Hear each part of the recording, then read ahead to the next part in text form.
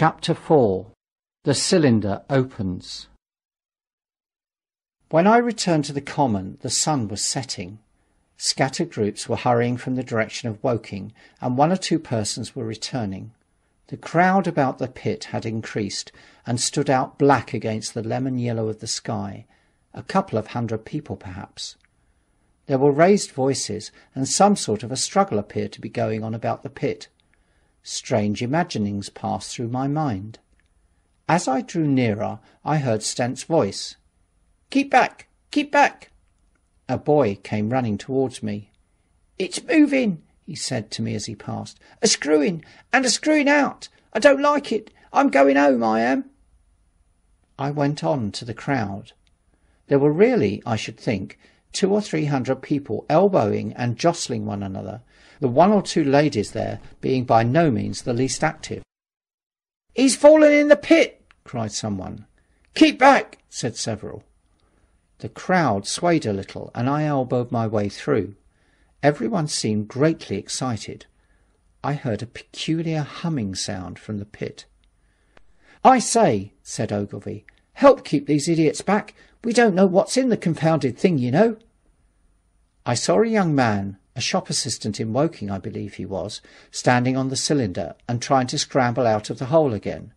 The crowd had pushed him in. The end of the cylinder was being screwed out from within.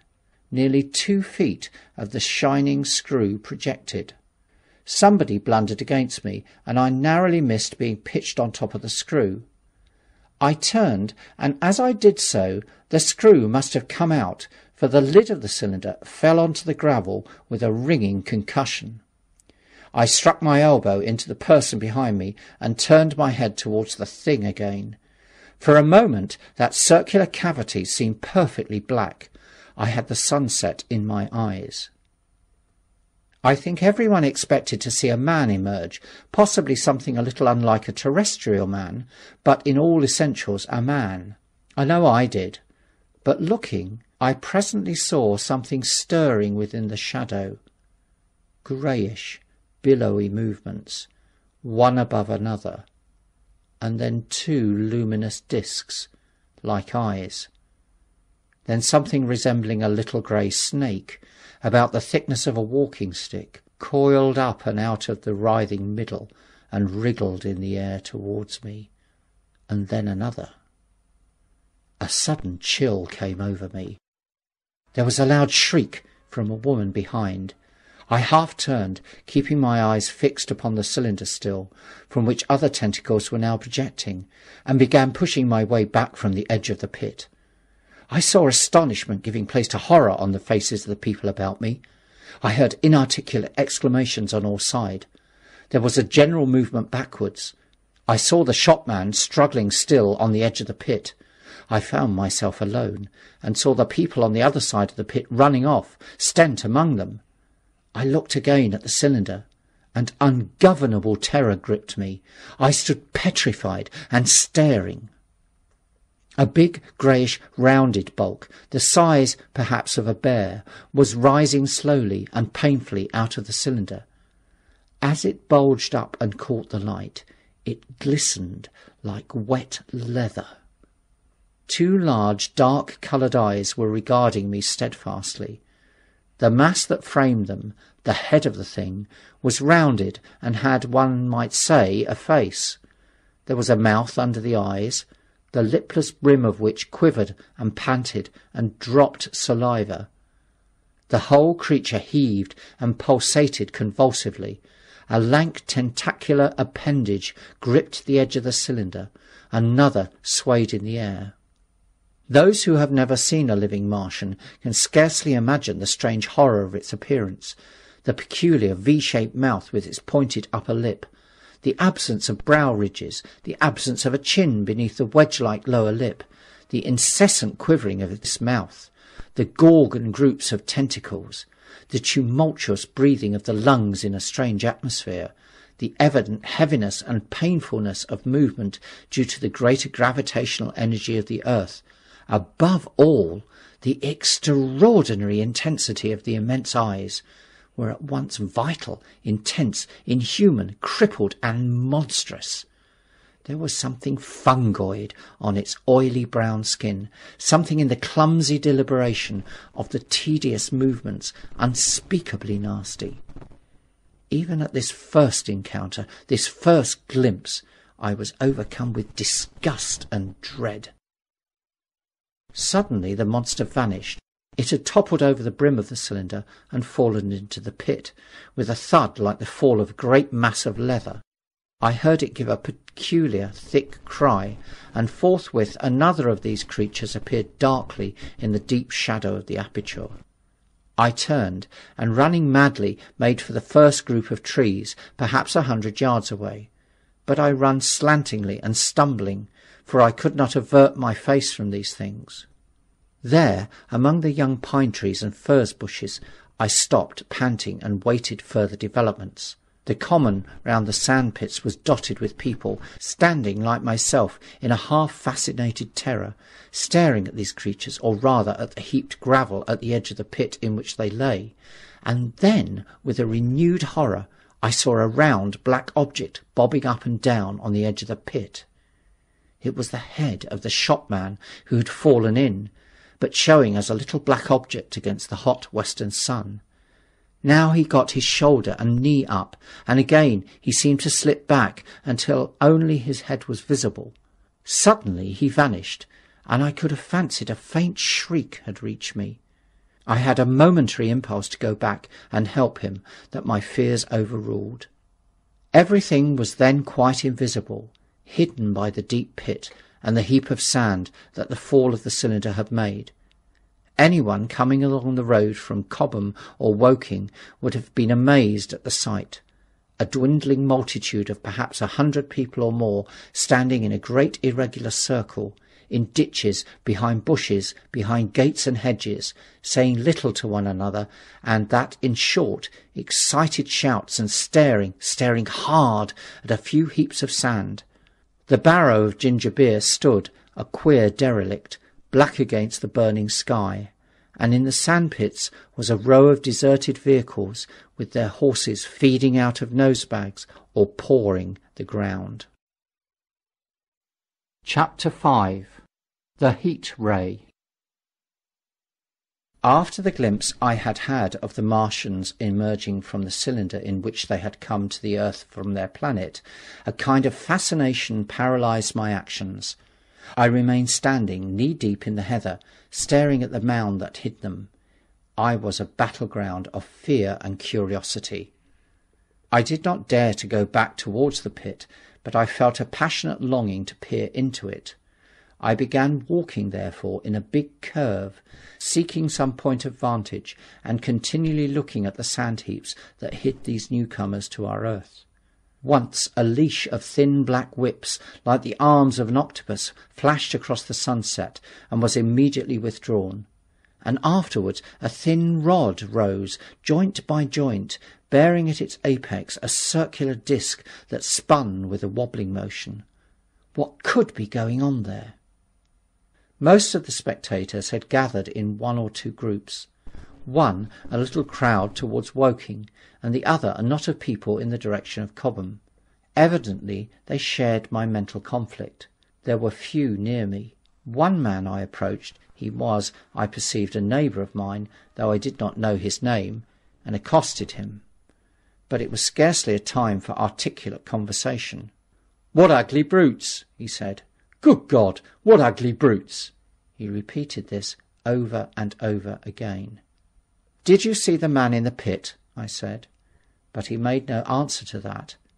We became silent, and stood watching for a time, side by side, deriving, I fancy, a certain comfort in one another's company. Then I shifted my position to a little knoll that gave me an advantage of 1 yard or more of elevation, and when I looked for him presently, he was walking towards Woking. The sunset faded to twilight before anything further happened. The crowd far away on the left towards Woking seemed to grow, and I heard now a faint murmur from it. The little knot of people towards Cobham dispersed. There was scarcely an intimation of movement from the pit. It was this, as much as anything, that gave people courage, and I suppose the new arrivals from Woking also helped to restore confidence. At any rate, as the dusk came on a slow, intermittent movement from the sandpits began, a movement that seemed to gather force as the stillness of the evening about the cylinder remained unbroken. Vertical black figures in 2s and 3s would advance, stop, watch, and advance again, spreading out as they did so in a thin, irregular crescent that promised to enclose the pit in its attendant horns. I, too, on my side, began to move towards the pit. Then I saw some cabmen and others had walked boldly into the sandpits and heard the clatter of hoofs and the grind of wheels. I saw a lad trundling off the barrel of apples, and then, within 30 yards of the pit, advancing from the direction of Horsell, I noted a little black knot of men, the foremost of whom was waving a white flag. This was the deputation. There had been a hasty consultation, and since the Martians were evidently, in spite of their repulsive forms, intelligent creatures, it had been resolved to show them, by approaching them with signals, that we too were intelligent. Flutter, flutter went the flag, first to the right, then to the left. It was too far for me to recognise anyone there, but afterwards I learned that Ogilvy, Stent and Henderson were with others in this attempt at communication. This little group had in its advance dragged inward, so to speak, the circumference of the now almost complete circle of people, and a number of dim black figures followed at a discreet distance. Suddenly there was a flash of light, and a quantity of luminous greenish smoke came out of the pit in 3 distinct puffs, which drove up, one after the other, straight into the still air. This smoke, or flame perhaps would be the better word for it, was so bright that the deep blue sky overhead and the hazy stretches of brown common towards Chertsey, set with black pine trees, seemed to darken abruptly as these puffs arose, and to remain the darker after the dispersal. At the same time a faint hissing sound became audible. Beyond the pit stood the little wedge of people with the white flag at its apex, arrested by these phenomena, a little knot of small, vertical black shapes upon the black ground. As the green smoke arose, their faces flashed out pallid green, and faded again as it vanished. Then slowly the hissing passed into a humming, into a long, loud, droning noise. Slowly a humped shape rose out of the pit, and the ghost of a beam of light seemed to flicker out from it. Forthwith flashes of actual flame, a bright glare leaping from one to another, sprang from the scattered group of men. It was as if some invisible jet impinged upon them and flashed into white flame. It was as if each man was suddenly and momentarily turned into fire. Then, by the light of their own destruction, I saw them staggering and falling, and their supporters turning to run. I stood staring, not as yet realizing that this was death leaping from man to man in that little distant crowd. All I felt was that it was something very strange, an almost noiseless and blinding flash of light, and a man fell headlong and lay still. And as the unseen shaft of heat passed over them, pine trees burst into fire, and every dry furze bush became with one dull thud a mass of flames. And far away towards Knapp Hill I saw flashes of trees and hedges and wooden buildings suddenly set alight. It was sweeping round swiftly and steadily, this flaming death, this invisible, inevitable sword of heat. I perceived it coming towards me by the flashing bushes it touched, and was too astounded and stupefied to stir. I heard the crackle of fire in the sandpits, and the sudden squeal of a horse that was suddenly stilled. Then it was as if an invisible yet intensely heated figure were drawn through the heather between me and the Martians, and all along a curving line beyond the sandpits the dark ground smoked and crackled. Something fell with a crash far away to the left, where the road from Woking Station opens out on the common. Forthwith the hissing and humming ceased, and the black dome-like object sank slowly out of sight into the pit. All of this had happened with such swiftness that I had stopped motionless, dumbfounded and dazzled by the flashes of light. Had that death swept through a full circle, it must have inevitably slain me in my surprise. But it passed and spared me, and left the night about me suddenly dark and unfamiliar. The undulating common now seemed dark almost to blackness, except where its roadway lay grey and pale under the deep blue sky of the early night. It was dark and suddenly void of men. Overhead the stars were mustering, and in the west the sky was still a pale, bright, almost greenish blue. The tops of the pine trees and the roofs of Horsell came out sharp and black against the western afterglow. The Martians and their appliances were altogether invisible, save for that thin mast upon which their restless mirror wobbled. Patches of bush and isolated trees here and there smoked and glowed still, and the houses towards Woking station were sending up spires of flame into the stillness of the evening air. Nothing was changed save for that and a terrible astonishment. The little group of black specks with the flag of white had been swept out of existence, and the stillness of the evening, so it seemed to me, had scarcely been broken. It came to me that I was upon this dark common, helpless, unprotected, and alone. Suddenly, like a thing falling upon me from without, came fear. With an effort, I turned and began a stumbling run through the heather. The fear I felt was no rational fear, but a panic terror not only of the Martians, but of the dusk and stillness all about me. Such an extraordinary effect in unmanning me it had, that I ran weeping silently as a child might do. Once I had turned, I did not dare to look back. I remember I felt an extraordinary persuasion that I was being played with, that presently, when I was upon the very verge of safety, this mysterious death, as swift as the passage of light, would leap after me from the pit about the cylinder and strike me down. Chapter 6. The Heatray in the Cobham Road.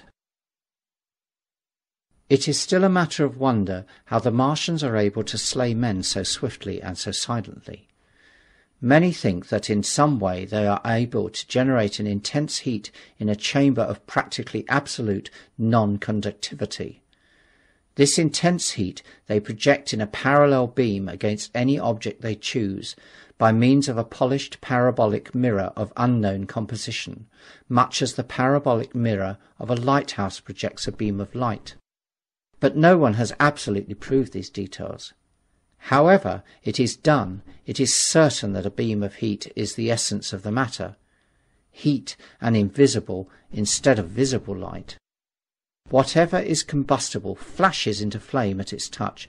Lead runs like water, it softens iron, cracks and melts glass, and when it falls upon water, incontinently that explodes into steam.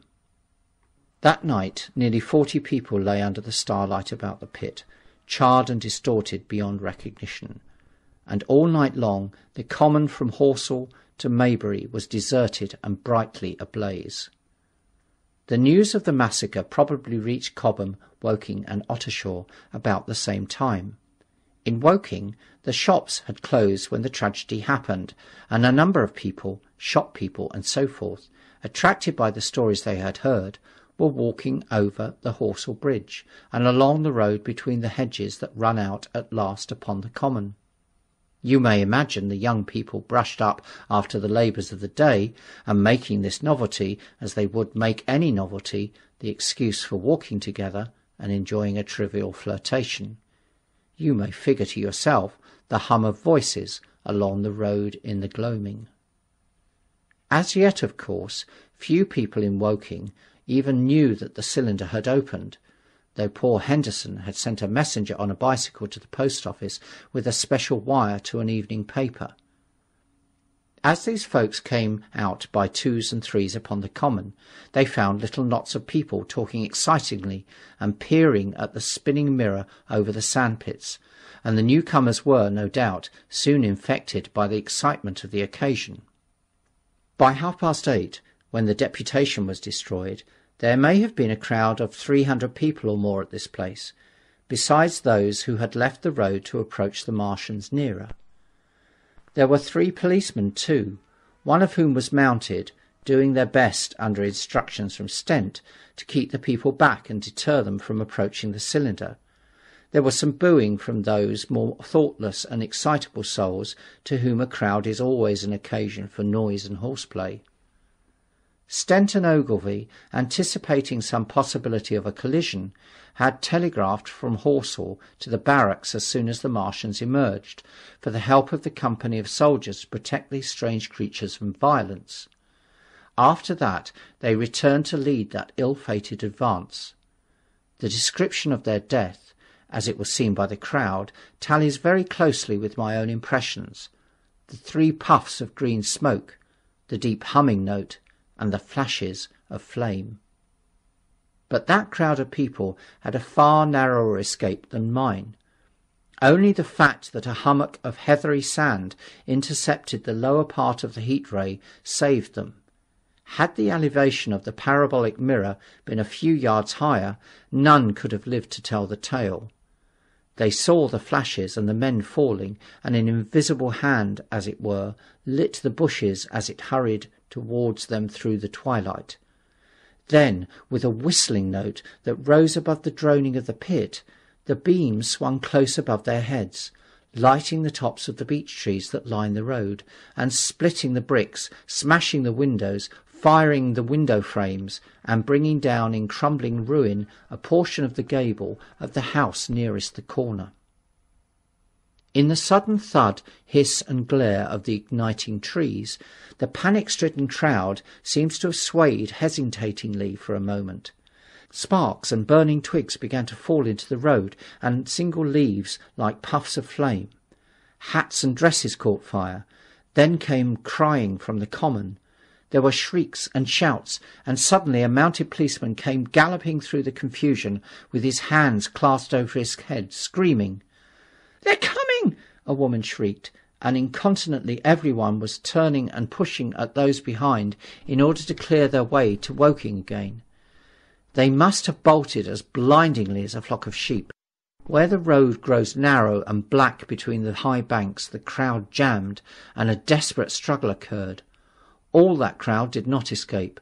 3 persons at least, 2 women and a little boy, were crushed and trampled there, and left to die amid the terror and the darkness. Chapter 7. How I Reached Home. For my own part, I remember nothing of my flight except the stress of blundering against trees and stumbling through the heather. All about me gathered the invisible terrors of the Martians. That pitiless sword of heat seemed whirling to and fro, flourishing overhead before it descended and smote me out of life. I came into the road between the crossroads and Horsehall, and ran along this to the crossroads. At last I could go no further. I was exhausted with the violence of my emotion and of my flight, and I staggered and fell by the wayside. That was near the bridge that crosses the canal by the gasworks. I fell and lay still.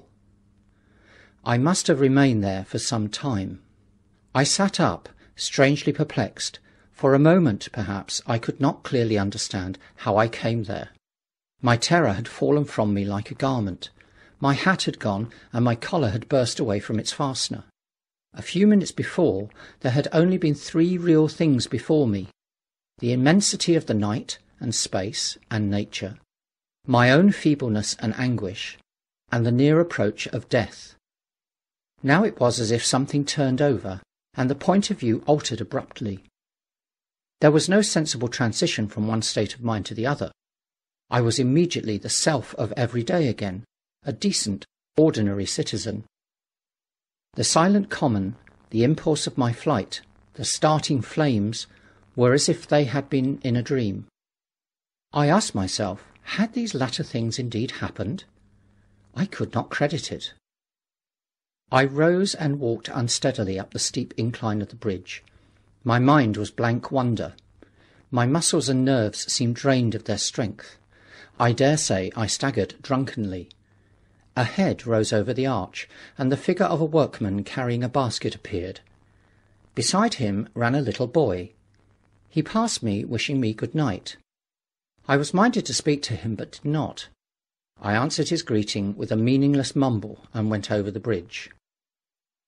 Over the Maybury Arch a train, a billowing tumult of white, firelit smoke, and a long caterpillar of lighted windows went flying south. Clatter, clatter, clap, rap, and it had gone.